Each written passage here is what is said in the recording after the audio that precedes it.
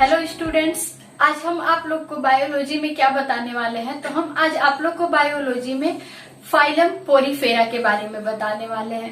तो आप लोग का जो सेकंड फाइलम है वो कौन सा है? तो आज आप लोग का टॉपिक है पोरीफेरा। कौन सा फाइलम है? तो सेकंड फाइलम है पोरीफेरा। तो अब आप लोग सोचते होंगे व्हाट इज पोरीफेरा, पोरीफेरा क्या होता है? तो देखिए, हम लोग सिंपल बोल सकते हैं कि वह संघ, बस उस संघ के प्राणी, जिस संघ के प्राणियों के शरीर के चारों तरफ क्या होते हैं, शरीर के पूरे भाग में क्या होते हैं, छिद्र होते हैं। तो इस प्रकार हम लोग पोरीफेरा का अर्थ सिंपल कर सकते हैं कि पोर मतलब क्या होता है? पोरीफेरा मतलब होता है छिद्र युक्त शरीर। क्या होता है? छिद्र युक्त शरीर। तो सिंपल हम लोग बोल सकते हैं पोर मतलब क्या होता है? पोर मतलब छिद्र और फेरा मतलब शरीर, बॉडी। इस प्रकार हम लोग सिंपली बोल सकते हैं कि वैसे प्राणी जिसके शरीर पे क्या होते हैं, छिद्र पाए जाते हैं, सूक्ष्म छिद्र होते हैं, उसे हम क्या कहते हैं? तो फाइलम पोरीफेरा कहते हैं। तो ऐसे प्राणियों को, छिद्रयुक्त प्राणियों को किसमें रखा गया है? तो फाइलम पोरीफेरा में। अब बात करेंगे कि जो फाइलम पोरीफेरा होता है, इसका हैबिट एंड हैबिटेट क्या होता है, मतलब वास स्थान क्या होता है? हैबिट एंड हैबिटेट मतलब वास स्थान कहाँ होता है? सिंपल बोल सकते हैं हम लोग, वास स्थान।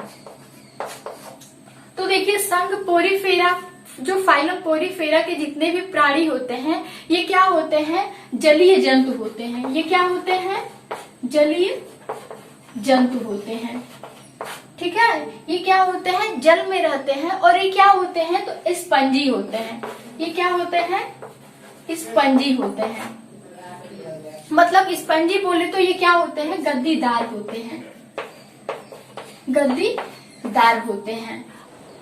तो देखिए, बात करें हम क्या बता रहे थे, तो आप लोग को अभी बताया है रिसेंटली कि जो भी ये क्या होते हैं, जो फाइलम होता है पोरीफेरा, इस फाइलम पोरीफेरा के जितने भी जीव होते हैं, जितने भी ऑर्गेनिज्म होते हैं, तो ये क्या होते हैं?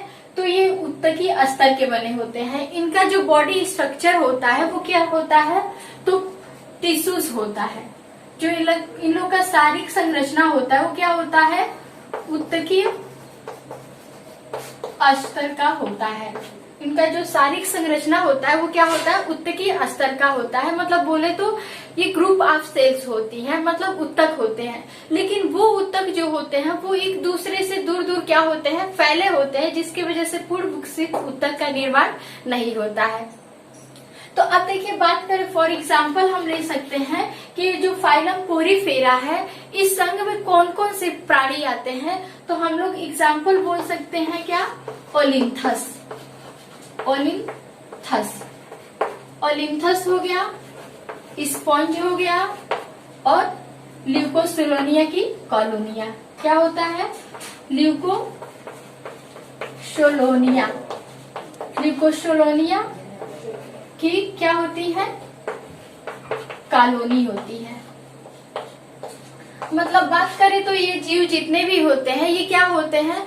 तो ये जलीय जीव होते हैं और स्पंजी होते हैं, मतलब गद्दीदार होते हैं। और इनके पूरे शरीर पे क्या होते हैं? माइक्रोस्पोर होते हैं, मतलब सूक्ष्म छिद्र होते हैं। ठीक है, और इनके जो समूह होते हैं, इनकी जो प्रजातियां होती हैं, स्पीसीज होती हैं, वो एक लार्ज नंबर ग्रुप में होती हैं। वो क्या होती हैं? ग्रुप में पाई जाती हैं। तो देखिए, बात करें जैसे फॉर एग्जाम्पल हम ले सकते हैं ओलिन्थस। अब देखिए, ओलिन्थस क्या होता है? तो ओलिन्थस का स्ट्रक्चर कुछ ऐसे देखने को मिलता है। ये देखिए, ये जितने भी प्राणी होते हैं ये किसी बेस से जुड़े होते हैं, मतलब किसी सबस्ट्रेट से। ये किसी सबस्ट्रेट मतलब किसी आधार से क्या होते हैं? ये आधार से जुड़े होते हैं। ये जो प्राणी होते हैं लट्ठे या फिर चट्टानों या फिर पत्थरों पे क्या होते हैं, किसी आधार से ये जुड़े होते हैं और नमी युक्त जगह पे क्या होते हैं, पाए जाते हैं। अब देखिए फॉर एग्जाम्पल हम ले सकते हैं, ये आपका क्या है, तो ये ओलिन्थस है। ये क्या है, ओलिन्थस। ओलिन्थस ओलिन्थस का स्ट्रक्चर हमें कुछ इस प्रकार देखने को मिलता है। इसके पूरे शरीर पे क्या होते हैं, तो कांटे पाए जाते हैं और यहाँ पे जो होता है तो एक छोटा सा क्या होता है, छिद्र होता है। मुख पे क्या होता है, एक छिद्र होता है जिसके माध्यम से कीड़े मकोड़े या फिर किसी भी जीव को क्या करता है, शिकार बनाता है। और यही इसका क्या है, सबस्ट्रेट है। ये इसका क्या है, सबस्ट्रेट है। सबस्ट्रेट बोले तो आधार। ये जितने भी स्पंजी ये प्राणी होते हैं, स्पोर, ये जो पोरीफेरा के फाइलम के जंतु होते हैं, ये किसी सबस्ट्रेट से क्या होते हैं, जुड़े होते हैं, मतलब एक आधार से चिपके होते हैं। और इनके पूरे शरीर पे क्या होते हैं, तो कंटक होते हैं। क्या होते हैं, कंटक, कांटे पाए जाते हैं। अब देखिए नेक्स्ट बात करें तो इनका जो एक और ग्रुप होता है वो क्या होता है, स्पंज होता है। क्या होता है, स्पंज। इसका स्ट्रक्चर कुछ हमें ऐसे देखने को मिलता है, ठीक है। अब देखिए स्पंज क्या होता है, तो स्पंज जो होता है उसका स्ट्रक्चर कुछ इस तरह से होता है। ये क्या है, स्पंज है। और इसके पूरे शरीर जो होते हैं वो बिल्कुल क्या होते हैं, गद्दीदार होते हैं। और इसपे क्या होता है, तो इंडोस्केलेटन होता है। इंडोस्केलेटन होता है, मतलब अंतः कंकाल होता है, ठीक है। और एग्जाम्पल हम ले सकते हैं, ल्यूकोसोलोनिया की कॉलोनी होती है, तो ये कुछ कॉलोनियों में ल्यूकोसोलोनिया नामक जो जंतु होता है वो पाए जाते हैं। तो सिंपली हम लोग बोल सकते हैं कि जो स्पंज होते हैं, ओलिन्थस होते हैं और ल्यूकोसोलोनिया होती हैं, ये कॉलोनियों में रहते हैं और ये संघ पोरीफेरा के क्या है, जंतु हैं।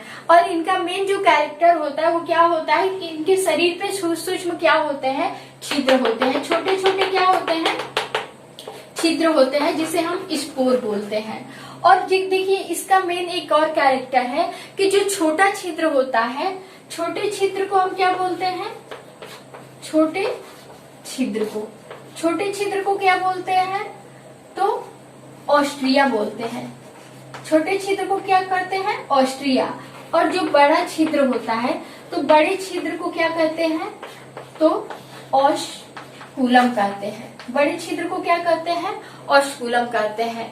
तो ये रहा आप लोग का फाइलम पोरीफेरा के बारे में। अब मिलेंगे नेक्स्ट वीडियो में। Thanks for watching.